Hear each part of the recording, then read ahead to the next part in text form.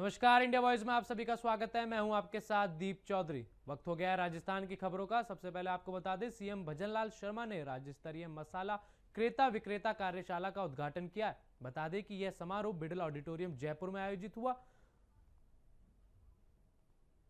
कि राजस्थान की सरकार क्या करना चाहती है। मैं आपसे इतना कहना चाहता हूं कि राज्य स्तरीय मसाला क्रेता विक्रेता कार्यशाला में आप सभी आए हैं। मैं निश्चित रूप से मेरे मन को बहुत बड़ी प्रसन्नता हुई है कि राजस्थान क्षेत्र से इतनी बड़ी संख्या में जो इस क्षेत्र जुड़े हुए हैं। यह कार्यक्रम हमारे राज्य के मसाला उत्पादक और व्यापारियों के लिए एक महत्वपूर्ण मंच है। इस मंच के माध्यम से जो हमारा किसान है और इससे जुड़े हुए जो हमारे व्यापारी हैं, उनका आगे कैसे हम काम बढ़ा सकते हैं, उनका कैसे भला हो सकता है, इसके लिए आज ये कार्यक्रम रखा गया है। राजस्थान अपनी मसालों की समृद्धि परंपरा के लिए विश्व विख्यात है। ऐसे कार्यक्रम के माध्यम से हम इस परंपरा को आधुनिकता के साथ जोड़ने का काम करेंगे। प्रदेश में मसालों के उत्पादन और व्यापार का प्रमुख केंद्र पहले से ही रहा है। ये हमारे लिए गौरव की बात है। राजस्थान प्रदेश भर में जीरा उत्पादन जैसा बताया पहले नंबर पर, मेथी और सौंफ में दूसरे नंबर पर है, धनिया अजवाइन में तीसरे नंबर पर है, और यहाँ हम कहते हैं ना, ईसबगोल भी राजस्थान के अंदर पैदा होता है, वो राजस्थान में वो भी पहले नंबर पर है। इन विशेषताओं से राज्य में मसाला प्रसंस्करण उद्योग को अपार संभावनाएं हैं। और संभावना इसलिए है कि आप देखते हैं कि मसाले के बिना काम भी नहीं चलता है। सबसे पहले सुबह सुबह रसोई में इसी की आवश्यकता होती है, क्योंकि व्यापार में भी अंतर होता है। अंतर यह होता है, कोई 2 महीने में आवश्यकता किसी बात की होती है, किसी की 15 दिन में होती है, किसी की 3 महीने में, किसी में 4 महीने में। ऐसा लगता है क्योंकि कई ऐसे हैं, एक बार खरीद लेते हैं तो कई साल की जाती है।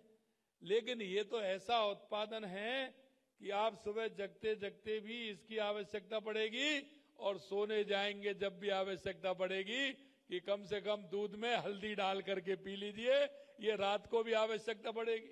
अगर ये उद्योग हमारे राजस्थान में अगर ये पनपता है और बढ़ता है, तो निश्चित रूप से राजस्थान के किसानों का, राजस्थान के उद्योग जुड़े हुए सभी हमारे बंधुओं का, सभी हमारे व्यापार भाइयों का इससे भला होने वाला है।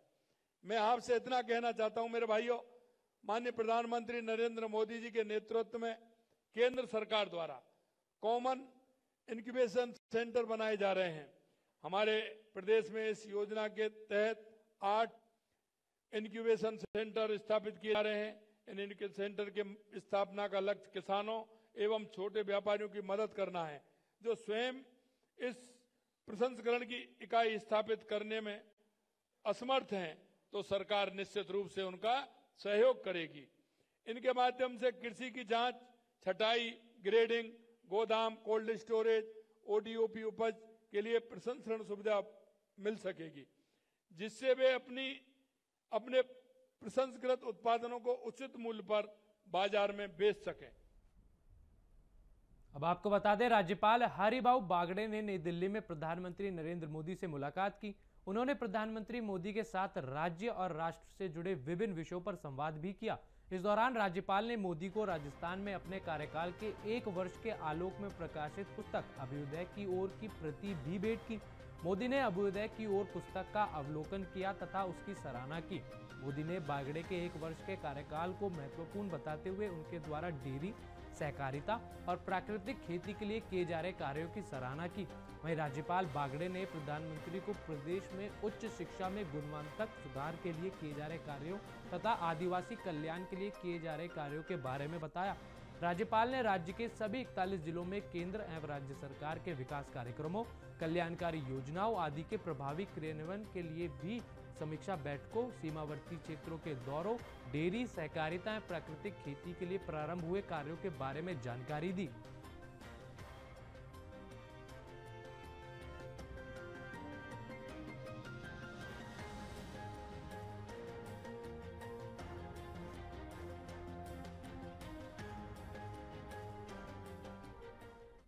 वहीं वहीं अब आपको बता दें, अलवर जिले के मिनी सचिवालय को एक बार फिर बम से उड़ाने की धमकी मिली है। सोमवार को आए मेल में लिखा गया कि 8 सितंबर तक मिनी सचिवालय को बम से उड़ा दिया जाएगा। ये बीते 6 महीनों में तीसरी बार है जब सचिवालय को इस तरह की धमकी दी गई है। इससे पहले 15 अप्रैल 14 मई को भी धमकी भरे मेल आए थे। दोनों बार प्रशासन ने पूरे परिसर की तलाशी ली थी, लेकिन कोई संदिग्ध वस्तु नहीं मिली। बता दें कि धमकी भरा मेल आते ही सचिवालय से सुरक्षा एजेंसियों ने तुरंत सभी कर्मचारियों और आमजन को बाहर निकाल दिया। पूरे परिसर की तलाशी शुरू की गई। एडीएम ने बताया कि प्राथमिक जांच में यह सामने आया है कि धमकी भरा मेल जिले के बाहर से भेजा गया है। पहले भी ऐसे मेल चेन्नई से आए थे और इस बार भी उसी तरह का पैटर्न सामने आया है।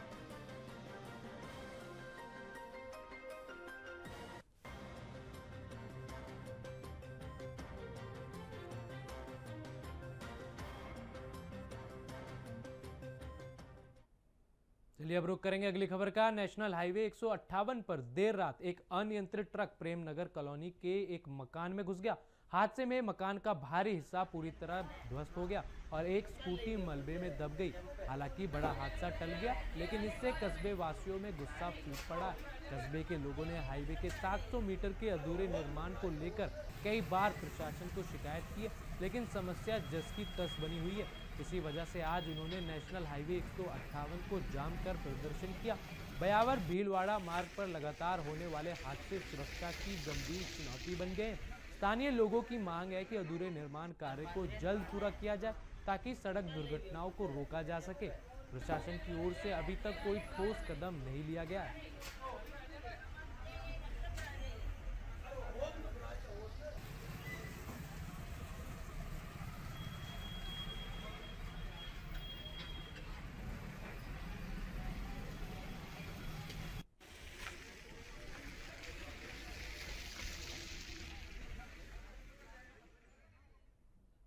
और अब खबर राजगढ़ से, जहां समीप पर्वतीय ग्राम बडला में पैंथर के मूवमेंट से ग्रामीणों में भय व्याप्त है।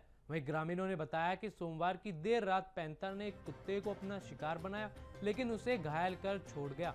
ग्रामीणों ने बताया कि पैंथर 3 दिनों से ग्रामीणों के घर के बाहर और पशुओं के बाड़े में आता है, जिसको लेकर उन्होंने राजगढ़ वन विभाग को सूचना दी है, जिस पर वन विभाग के अधिकारियों ने पिंजरा लगाकर जल्दी पकड़ने का आश्वासन दिया। बता दें कि पैंथर का कल रात का एक सीसीटीवी फुटेज भी सामने आया, जिसमें कुत्ते पर हमला करता नजर आ रहा है। वहीं ग्रामीणों ने पैंथर को पकड़ने की पुरजोर मांग की है।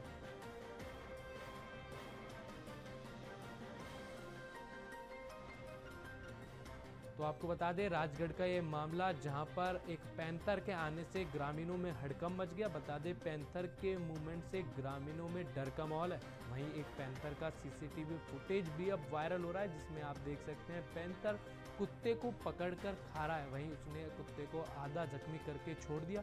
बता दें, ग्रामीणों ने इस घटना की सूचना वन विभाग को दी है। वहीं वन विभाग ने पिंजरा लगाकर पैंथर को पकड़ने की तैयारी की है, जिसको लेकर के ग्रामीणों ने भी वन विभाग को जल्द कार्रवाई की मांग की है। साथ ही वन विभाग ने भी पैंथर को पकड़ने के लिए गांव में,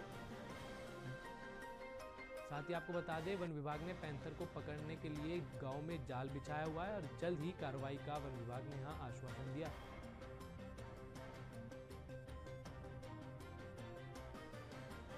यहाँ पे 3 दिन से पैंथर घूम रहा है।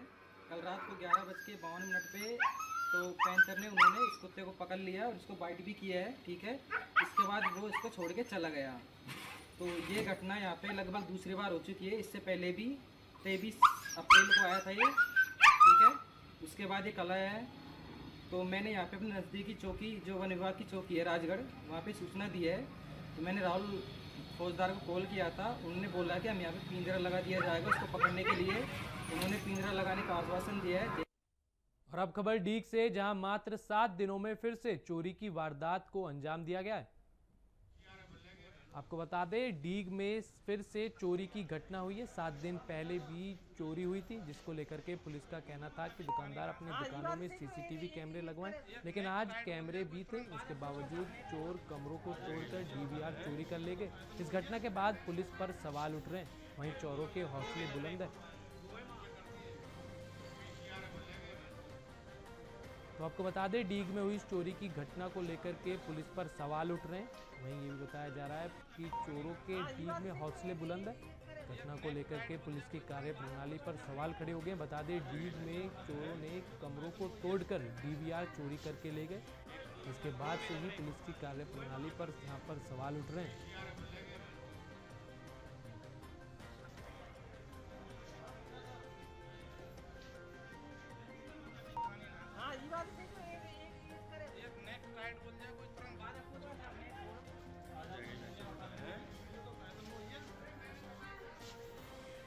के बाजार में जो लगातार घटनाएं हो रही हैं चोरियों की, इसमें कहीं ना कहीं पुलिस प्रशासन की कमी है।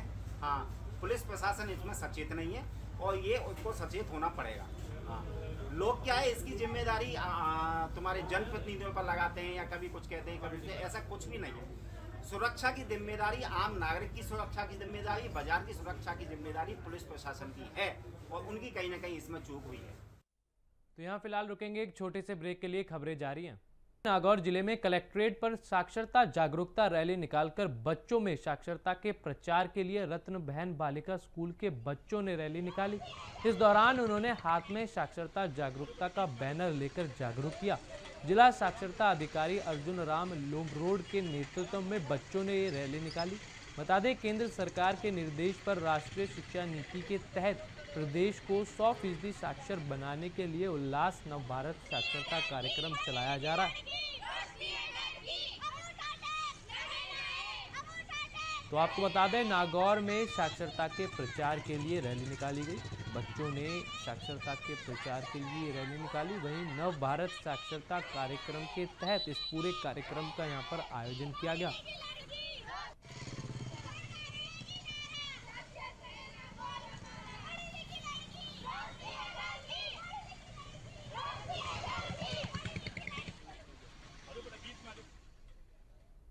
तो आपको बता दें, लगातार हो रही मूसलाधार बारिश ने अजमेर जिले के नसीराबाद क्षेत्र में कहर ढा दिया है। आपको बता दें कि प्रशासन ने बड़ा कदम उठाते हुए अजमेर नसीराबाद मुख्य मार्ग को पूरी तरह बंद कर दिया। जानकारी के मुताबिक सड़क के बीचों बीच बनी पुलिया पानी के तेज बहाव में क्षतिग्रस्त हो गई है। वहीं हालात इतने गंभीर हो गए हैं कि किसी भी हादसे से बचाव के लिए प्रशासन ने पुलिया से करीब 100 मीटर पहले बैरिकेडिंग कर रास्ते को खोद दिया ताकि वाहनों की आवाजाही पूरी तरह से रुक जाए। वहीं मार्ग बंद होने से अजमेर और नसीराबाद के बीच यात्रा करने वाले लोगों को भारी परेशानी का सामना करना पड़ रहा है। दरअसल प्रशासन का कहना है कि यह कदम आम जन की सुरक्षा को देखते हुए उठाया गया है। तो आपको बता दें, भारी बारिश के चलते नसीराबाद से अजमेर मार्ग बंद कर दिया गया। प्रशासन ने किसी भी जनहानि को लेकर के ये कदम उठाया। बता दें, रास्ते से थोड़ी पहले ये गड्ढा खोदकर मार्ग को बंद कर दिया गया ताकि किसी भी तरीके की कोई जनहानि ना हो। सुरक्षा के मद्देनज़र प्रशासन ने ये कदम उठाया। हालांकि इस कदम के चलते आम लोगों को काफ़ी समस्याओं का भी यहाँ सामना करना पड़ रहा है। और अब खबर आसीन से, जहां नेशनल हाईवे 158 प्रेम नगर में अनियंत्रित ट्रक मकान में जा घुसा। वहीं इस घटना से कस्बे वासियों का जमकर गुस्सा फूटा है। बता दें कि इस नाराज ग्रामीणों ने नेशनल हाईवे 158 को जाम कर दिया। इसके बाद मौके पर उपखंड अधिकारी परमजीत सिंह कस्बे वासियों को समझाने का प्रयास कर रहे हैं। वहीं नेशनल हाईवे 158 पर लंबा जाम लग गया। इस दौरान उचित मुआवजे को लेकर और अधूरे सड़क निर्माण को लेकर कस्बे वासी मांग कर रहे हैं। तो मामला औसीन का, जहां पर नेशनल हाईवे 158 पर एक अनियंत्रित ट्रक मकान में जा घुसा। बता दें, मकान में ट्रक घुसने से मकान का एक हिस्सा जमीन दोज हो गया, मकान का एक हिस्सा ध्वस्त हो गया और वहीं मलबे के नीचे एक स्कूटी भी दब गई। इस हादसे को लेकर के कस्बे वासियों में नाराजगी है। मौके पर सैकड़ों की तादाद में भीड़ जमा हो चुकी है। वहीं नेशनल हाईवे 158 पर लंबा जाम लग गया। प्रशासन के अधिकारी मौके पर मौजूद है। कस्बे वासियों को समझाया जा रहा है, साथ ही उनके साथ बातचीत की जा रही है। ग्रामीणों ने और कस्बे वासियों ने यहाँ पर मुआवजे की मांग की है। साथ ही नेशनल हाईवे 158 का कुछ हिस्सा अभी बना नहीं है, वो निर्माणाधीन है, उसको लेकर भी यहाँ ग्रामीणों और कस्बे वासियों की तरफ से मांग की गई है।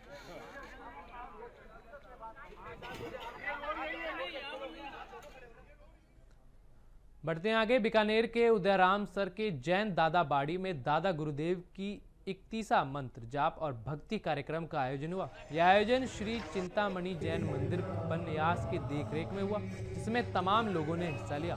शनिवार सुबह श्री संघ के साथ पदयात्रा करते हुए संत लोग जैन धर्म के 17वें तीर्थकर भगवान कुंथुनाथ के मंदिर पहुंचे और दर्शन किया, जहां नंद संघ अध्यक्ष लहरचंद बोथरा ने उनका स्वागत किया। भक्ति कार्यक्रम में पूजा, प्रसाद वितरण और मेले का आयोजन भी हुआ। इस दौरान बड़ी संख्या में श्रद्धालुओं ने कार्यक्रम में भाग लिया।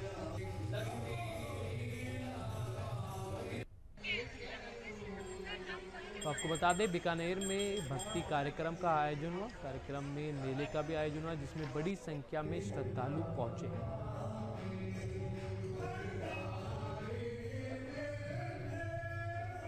जैन समाज के इतिहास में बीकानेर में जो उतराम दादाबाड़ी है अद्वितीय है और यहाँ पर सदियों से मेला चल रहा है और इसके अंदर 36 कौम आती है गुरुदेव को भिक्षामी दोक्रम करने के लिए और गुरुदेव का प्रसाद ग्रहण करने। किस उपलक्ष्य में ये मेला आयोजित होता है? ये प्रदूषण के बाद में जैनों का जो सबसे बड़ा महापर्व है, उस प्रदूषण के कारण भिक्षामी दोक्रम की क्षमा यात्रा, तो गुरुदेव को लोग भादवा सुदी पूनम के दिन क्षमा यात्रा करने के लिए आते हैं और उसी उपलक्ष्य में ये पूरा कार्यक्रम रहता है। नाम परिचय आपका? और चिंतामणि पन्यास जो है इसकी पूरी देखरेख करता है और पूरी व्यवस्था करता है। तो मेला है, उसके अंदर 5 साल से ये जो संस्था है जैनेश्वर युवक परिषद, ये जो सेवा का कार्य कर रही है, तो आज की जो सेवा है उसके अंदर आइसक्रीम वगैरह, ठंडा और चाय की व्यवस्था निःशुल्क रखी गई है। कोई भी भाई आता है उसका लाभ ले। अब खबर हनुमानगढ़ से, जहां धानका समाज के लोग अपने बच्चों के जनजाति प्रमाण पत्र जारी करने की मांग को लेकर पिछले 28 दिन से कलेक्टर ऑफिस के बाहर धरने पर बैठे हुए हैं। धरने पर बैठे लोग प्रभारी मंत्री सुमित गोदारा से मिले और समस्या के हल की मांग की। धरने पर बैठे लोगों का कहना है कि इससे पहले भी वे सरकार से समस्या के समाधान की मांग कर चुके, लेकिन समस्या का हल नहीं हुआ है, जिसके चलते उन्हें मजबूरन धरने पर बैठना पड़ा। वहीं उन्होंने आगे कहा कि 2019 से हनुमानगढ़ और श्री गंगानगर जिले धानका समाज के प्रमाण पत्र नहीं बन रहे, जिसकी वजह संबंधित विभाग द्वारा सरकार को लिखा एक पत्र है। हालांकि प्रभारी मंत्री ने समस्या के हल का आश्वासन दिया है। तो आपको बता दें, खबर हनुमानगढ़ से, जहां पर जाति प्रमाण पत्र न मिलने पर धानका समाज के लोग जिला कलेक्ट्रेट परिसर के बाहर धरने पर बैठ गए। बच्चों के जनजाति प्रमाण पत्र न मिलने पर लोगों ने यहां पर धरना दिया। साथ ही उन्होंने प्रभारी मंत्री से भी मुलाकात की। वहीं प्रभारी मंत्री ने उन्हें उनकी समस्या के समाधान का आश्वासन दिया।